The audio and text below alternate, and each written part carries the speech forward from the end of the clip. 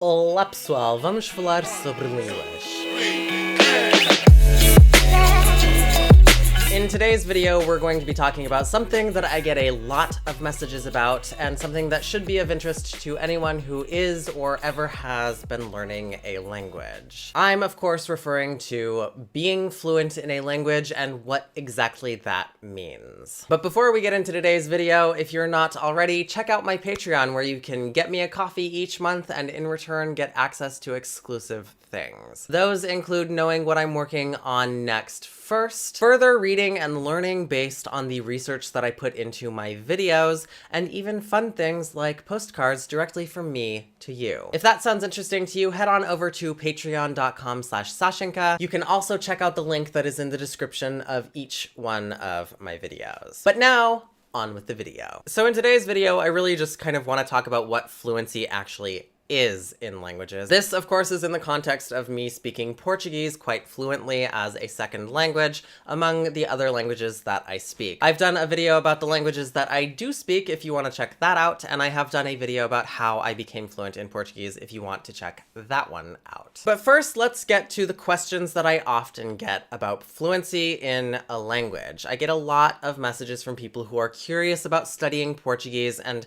wanting to become fluent in the language, but don't necessarily have direction or a great understanding of what that means or how to get there. And when you're first setting out on learning a language, it can be kind of daunting. If you're just learning a language for the first time, it's a lot of information to take in, and it's a lot of things that you have to process all at once. So if you're trying to systematize that so that you can get your grammatical fundamentals so that you can then go on to reach a level of proficiency and fluidity in your speech, naturally, there are plenty of questions that come about from that. But one of the most common things about being fluent in a language is that people tend to think of fluency as this great absolute, and fluency is not cut and dry. It's not like downloading software where once you get to 100%, you're there and you have the whole thing and you can just use it. Language learning is an active process, which means that you can gain it and you can also lose it. And if you don't get to a certain level of fluency as an adult learner, you will lose your skills in that language. But if you do become fluent and have a good level of usage in that language, you will always have the language somewhere in the back of your mind. It may take a little while to get back into the swing of things, but even if you take a long break from that language, you should still be able to speak it fluently after a little while. That's been my experience with speaking French, which is a language that in Spain and Portugal I don't have very much use for, but when I go back to France and when I speak French with French people, I pick it back up with no big problem. When I studied French, I got to a C1 level in that before I moved on to learning Portuguese and embarking on this grand journey that I have here on my channel and just in general in life with that language. And the whole idea that fluency is not this black and white thing you either are or you're not means that fluency can come in a lot of different forms. We have a lot of different skills in language, and our ability to learn and process those skills is not a sort of perfectly symmetrical system. So we have things that are input. What that means is understanding things by listening or watching, or even things like reading. And we have output, which are things like speaking and writing. And people can be good at any given one of those, but not necessarily good at some of the other ones. And that means that your ability to learn and progress in those skills is not going to always line up perfectly well. You can become very, very quickly able to understand a language, but then not have the ability to speak it at all for a very long time thereafter. Just the same way that if you learn a language casually, maybe you have the ability to speak it very well, but you couldn't write it to save your life. Fluency comes in all shapes and sizes when it comes to these skills. And that also means that you can be very fluent. You can be native level fluent in a language and still have a hard time expressing yourself when you're trying to talk about things that you don't talk about that often. You can be that level of fluent and still forget even basic words for things. And you can be that level of fluent and still make basic mistakes, whether that's speaking or writing, even if you already know better. Language is very much not a perfect process, and being fluent in a language does not mean that you are perfect at that language. As a matter of fact, in order to become fluent in a language, it is absolutely crucial to be imperfect and learn from your mistakes. It is also crucial not to be overly concerned with the mistakes that you're making. I also wanted to briefly put into perspective the scales of learning language, like the CEFRL. These are frameworks that are meant to give an overview of your general capacity in a language. So you could still be at fluent levels, or a C1 or a C2,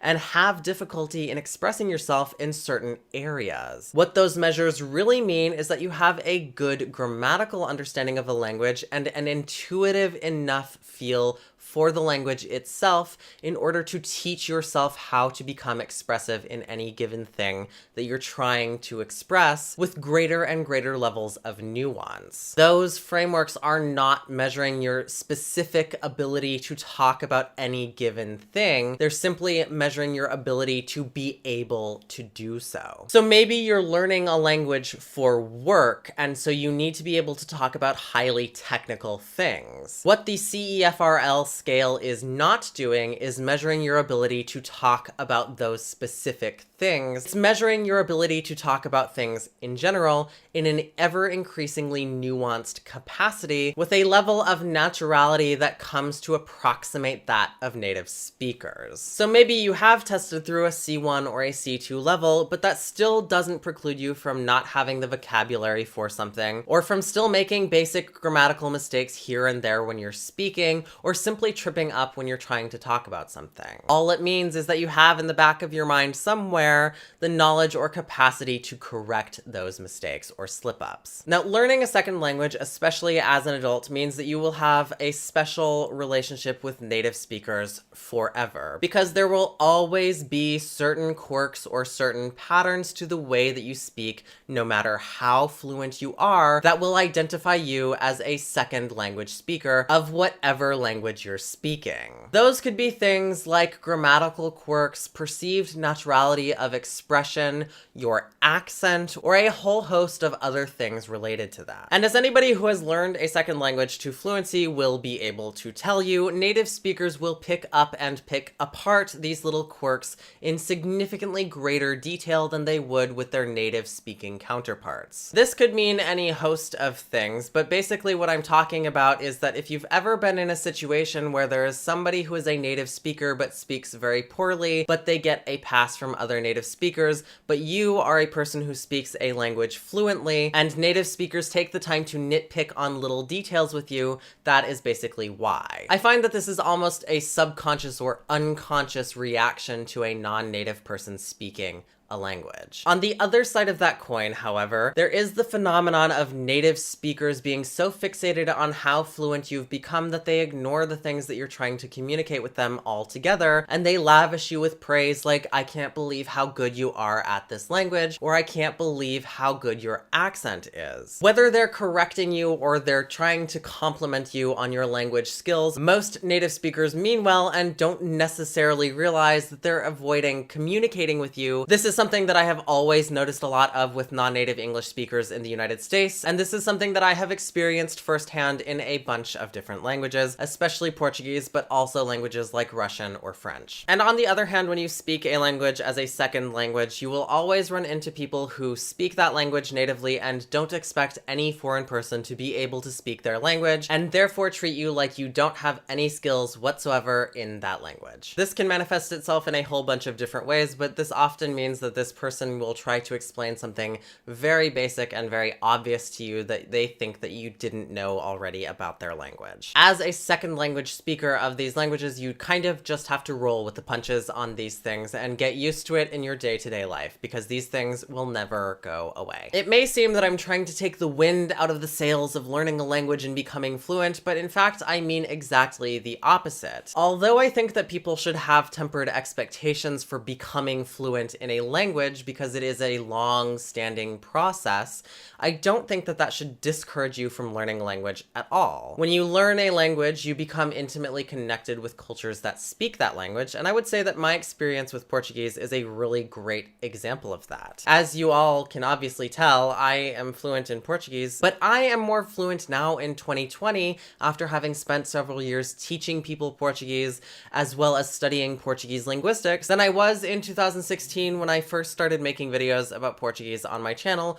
or even in 2014 when I moved away from Portugal, or 2012 or 13 when I first reached a certain level of proficiency in Portuguese as a result of living there. Fluency is something that you build upon over time. Language learning kind of goes in fits and starts, and I can attest to this personally. You can definitely learn quite a lot quite quickly, and I would say that when I first went to Portugal in 2012, I learned a lot of Portuguese very, very fast, but I had a very hard time talking and really expressing myself in a way that I could in writing or even just listening to the language. I was buying books at bookstores in Lisbon, and I was watching TV in Portuguese, and I was listening to my friends talk in Portuguese because I made a point to insert myself into Portuguese social groups, and being the only person who really couldn't speak Portuguese at that time in those groups, they would just switch to Portuguese because I would insist that they do so because I wanted to develop my understanding of the language. So when I was first in Portugal, I developed a very quick level of proficiency, but then I reached a plateau and I kind of stayed there for a while. And you can absolutely hit plateaus consistently as you're getting more and more fluent in a language. One of the traps of becoming fluent in a language is in fact becoming perfectly proficient at talking to people about day-to-day stuff without having a more nuanced or detailed understanding of grammar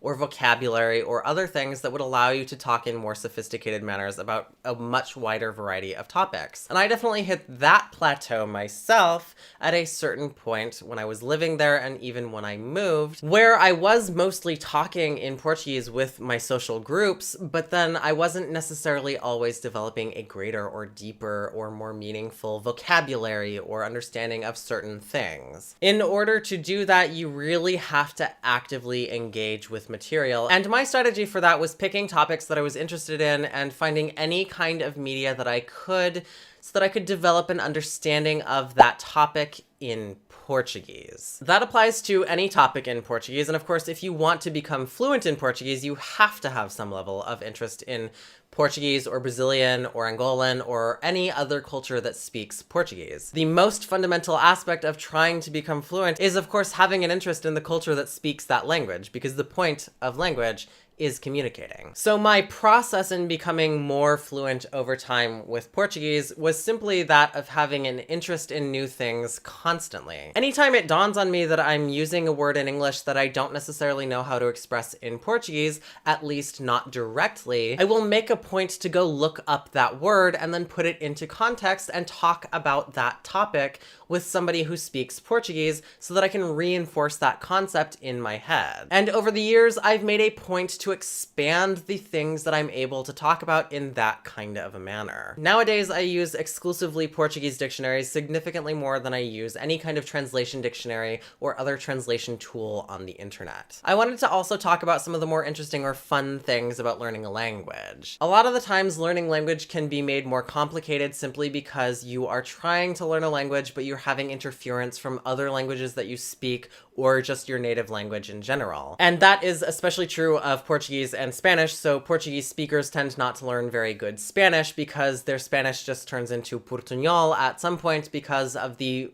vast similarities between the languages. But that's also true of Portuguese and English, or Portuguese and any other language that you might happen to speak. My thoughts, for example, are still mostly in English, and that is, of course, my native language, and so it is my default language. But I do oftentimes find myself drifting in and out of Portuguese. So sometimes the Portuguese word will pop into my head before the English word when I'm thinking out loud or talking to myself at home by myself, which is not weird. Everybody does it. Don't don't give me that. And that sometimes will lead to me switching to Portuguese without necessarily realizing it in those contexts. And I have been known to say the wrong word in English because I thought of the Portuguese word, or I'll have to pause for a second and regroup and get the English word back and get back in the flow of things. And I find that my level of fluency in Portuguese doesn't have too much interference, but it does lead to some situations where there's a little bit of a blending of Portuguese and English. Part of that is because I speak more Portuguese in my day-to-day than I speak English out loud. Generally speaking, I'm not speaking English out loud with people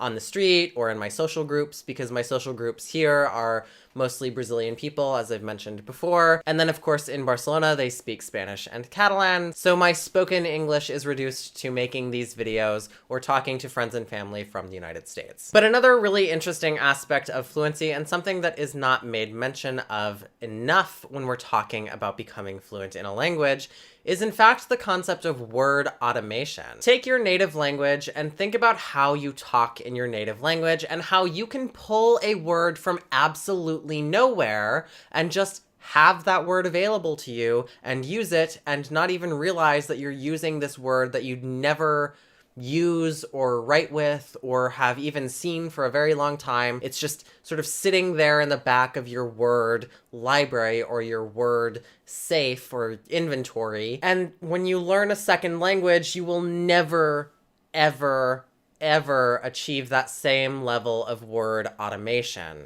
It's like with your native language, you have all of the words just sort of by default and they just exist there and you don't have to think about it at all. No matter how fluent you are in any language, you will still on some level have to think about the words that you're trying to say. And so even if you can automate that process, they'll never be quite as automatic as they are in your native language. And a lot of people express this as not necessarily having the same level of expressiveness as they do in their native language, or they feel like there's maybe a little bit of a block between who they are in their native language and who they are in their second language. And speaking for me in Portuguese, I don't necessarily feel like I am limited in Portuguese, but I definitely notice the difference in the automation of words as they appear in my mind and my ability to bring words to the forefront in Portuguese. I definitely still go back to dictionaries and look up words and make sure that the word that I was trying to say actually means the thing that I was saying, and all of those sort of things when I'm speaking in Portuguese. Despite the fact that I am fluent in the language and I have a good vocabulary by all means in it, it's just not as automatic as English, and I don't think it ever will be. So if you're trying to become fluent in Portuguese or any other language, you also need to set aside that expectation. You will never have exactly the same level of expressiveness as your native language or your dominant language. You absolutely will never have the same level of word automation. A lot of that is really just the amount of time and energy and exposure to using a language, and some of that is when you learn the language. So if you learn a language when you're a little kid, you will have a significantly greater word automation, regardless of whether it's your first or second language, than somebody who's learning a language as an adult. If you're learning a language as an adult, the best you can hope for is that you speak the language enough that you get to a high level of fluency, and therefore you have a greater bank of words that are already automated because you're using them day in and day out. But you should never feel bad about having to search for a word or having to think about the word that you're looking for, and you should never be made to feel like you're less fluent in a language. This goes back to what I was talking about, the relationship with native speakers. A lot of the times native speakers of languages will mistake the hesitation that we have as second language speakers for not being able to express ourselves in a language, and that is not necessarily the case. It's not always about not being able to express yourself. It might just be that you're looking for the right word and you just need that split second more time. And it's hard to express that to a native speaker, especially when you're in a conversational setting and it feels like that split second is interrupting the flow of the conversation. So although this video might feel like a gigantic asterisk on language learning, my goal is simply to just tamper unrealistic expectations about becoming fluent in a language. There is nothing magical or perfect about being fluent in a language, but being fluent in a language is still a really enriching, fun, and interesting experience regardless. So whether the language that you're learning is Portuguese, Portuguese or some other language, just make sure that you're continuing to use it. That is the fundamental basis of becoming fluent. Use the language as much as you humanly can. So that's all I've got for these thoughts on language fluency and what exactly it really is. I hope you enjoyed this video. If you did, if you learned something or otherwise found it interesting, leave me your thumbs up down below. You might think about subscribing to my channel if you're not already. I make a ton of videos about the Portuguese language, which you can find in playlists on my channel or in the eye above, and I will see you next time.